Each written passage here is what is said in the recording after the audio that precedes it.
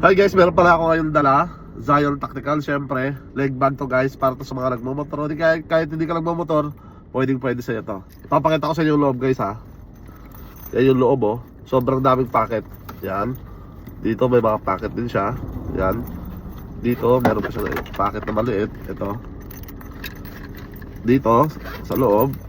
Yan. Nilagay siya ng mga service firearm nyo pag meron kayo. At syempre, quick draw. Yes guys, quick draw to. Napakaganda at sobrang tibay ito guys. Ito yung belt bag dati guys na sinasabitan ko. Ngayon, meron tayo ngayong leg bag. Bago nyo makuha to guys, pasasabitin ko muna kayo para masukat natin yung quality at tibay ng gawa ng Zion Tactical.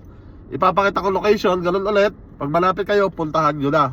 Pag malayo kayo, huwag na kayo mag-abalang pumunta, baka maunahan pa kayo ng iba. Okay? Papakita ko sa inyo location kung saan nakalagay. Guys, ayan yung bag. Ayan, nakasabit lang dyan. Location, along White Plains lang. White Plains Road. Tapat ng kotseng pula. Puntahan nyo na pag malapit kayo. Game!